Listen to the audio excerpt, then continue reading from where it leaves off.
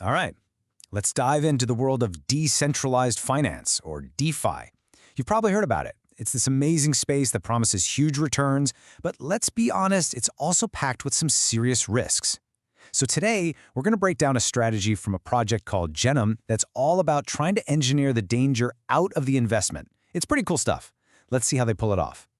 So, this is the big question, isn't it? It's what keeps so many people on the sidelines.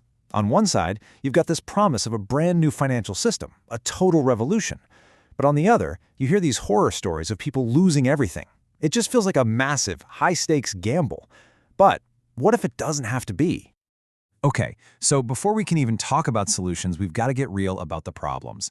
If you've ever been a little hesitant to jump into DeFi, I'm willing to bet it's because of one of these three big concerns. So let's just name them, get them out in the open, and face them head on. First up, the old classic, the pump and dump. You know how this goes. You see some token getting hyped up everywhere. Social media, chat groups, you name it. The price just skyrockets. And right when you're thinking, hey, maybe I should get in on this, bam! The insiders, the original holders, sell off their massive bags. The price crashes, and everyone who just bought in is left holding something pretty much worthless. It's a tale as old as time, really. Just put on hyperspeed in the crypto world. And then there's the one everyone's terrified of, the rug pull. This is just a straight-up scam. The developers create a project, get everyone to invest their money into what's called a liquidity pool. That's the central pot of money that lets people trade, and then they just disappear. They drain the entire pool, take all the investors' funds, and vanish. The token's value goes to zero, just like that. And number three is a little more technical, but it's super important if you're an investor: impermanent loss. This can happen when you're providing liquidity to a pool. If the prices of the tokens in that pool swing around a lot, you can actually end up with less money than if you had just held onto your tokens and done nothing. It's a bit of a tricky concept, but it's a very real risk you have to account for. Okay, enough with the scary stuff. We've laid out the dangers, so now let's talk about the shields. How do we defend against this? Well, the very first line of defense, especially against price manipulation, is all about building what we're going to call a liquidity safe zone.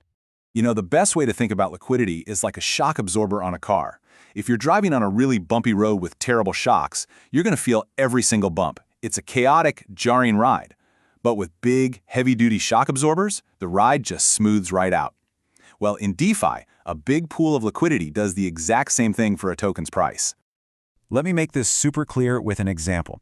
Imagine a tiny little pool with only $5,000 in it. A single $1,000 trade could cause a massive 20% price swing. That's incredibly easy to manipulate. But now, look at a bigger pool, say $50,000. That same $1,000 trade, it barely moves the needle, maybe 2%. That's stable, that's secure, and that's way less tempting for anyone trying to cause trouble. And here's what that looks like visually. I mean, the difference is just night and day, right? That huge bar on the left, that's the crazy price jump in the small, vulnerable pool. And that tiny little bar on the right, that's the impact in the larger, safer pool. This is exactly why size matters so much here. It just makes it not worth it for manipulators. So the goal is to find that sweet spot, that Goldilocks zone. For this strategy, the target is a liquidity range of about $30,000 to $50,000. See, that's big enough to absorb those shocks and make manipulation really hard, but it's not so big that it kills all the healthy trading activity. It's a very intentional, carefully calculated balance. Okay, so stability is step one. That's great. But we're all here to make a return, right? So that brings us to the second piece of the puzzle, trading fees. And these fees don't just generate profit, they actually add another whole layer of protection for your investment. It all comes down to this simple but really powerful number. For every single trade that happens in the pool, doesn't matter if it's a buy or a sell, 0.3% of that transaction goes directly to the liquidity providers, the investors, you. So, what does that actually look like? Well, let's just run some quick numbers. Imagine a decent day with, say, 500 trades. Those tiny little fees can add up to around $1,500. Suddenly, you've got a pretty significant daily income stream being generated. And if you zoom out and look at that over a month, you could be looking at $45,000 in total fee revenue, all getting distributed among the people who provided the liquidity. And get this is income that's being generated whether the token's price is going up, down, or sideways. And this right here is the key. This is where it starts to feel less like a wild gamble and more like a real business. Token prices can swing all over the place, we know that. But this fee income, it's a constant flow, a steady drip of revenue. It acts like a cushion for your investment against all that volatility. And it helps fight back against that impermanent loss risk we talked about earlier. So we have stability from the right amount of liquidity, and we've got a cushion from fees. But what about the ultimate fear, the big one, the rug pull? This is where we go beyond just financial strategy and get into the technical stuff, the safeguards that are designed to build trust right into the code itself.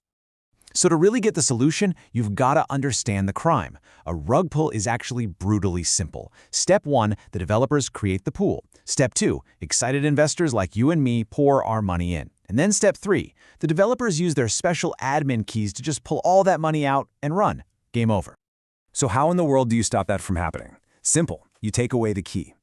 By burning the liquidity pool tokens, the developers are essentially destroying their ability to ever touch that initial liquidity again. The exit door for a rug pull isn't just closed, it's welded shut, it's locked, and the key has been thrown away. This isn't a promise somebody makes in a chat group. It's a technical guarantee you can verify on the blockchain. And there's another layer of protection here, secondary pools. Basically, don't put all your eggs in one basket. Instead of having just one giant pool, the liquidity gets spread out across different trading pairs. This makes the whole system stronger, makes manipulation even harder, and it creates more natural ways for people to actually use and trade the token. It's a win-win-win. So when you start putting all of these pieces together, the right-sized liquidity, the steady income from fees, and those hard-coded technical locks, you can see how the whole perspective shifts. We're moving away from the world of pure speculation and getting much, much closer to something that looks like a structured, thought-out investment. Let's just recap it real quick. For every major risk, there's a specific solution. You're worried about a pump and dump? The safe zone liquidity makes that really difficult. Terrified of a rug pull? The burned LP tokens make it impossible. And what about that wild price volatility? The constant fee generation and those secondary pools act as a powerful cushion. It's like a checklist for safety. So at the end of the day, what does this all mean for you as an investor? It means your capital is set up to work more like a stable business that's earning daily revenue from transactions. The fees give you that steady income stream. And then, as the project itself grows and gets adopted, that drives real, organic demand for the token, which creates the potential for long-term growth. And that kind of leaves us with one final thought to chew on. In crypto, we're so used to hearing about moonshots and getting rich overnight. It's all about hype. But what if the next big step forward, the thing that makes DeFi sustainable for the long run, isn't about chasing the next crazy trend at all? What if it's about carefully, deliberately, and transparently building systems that you can actually trust?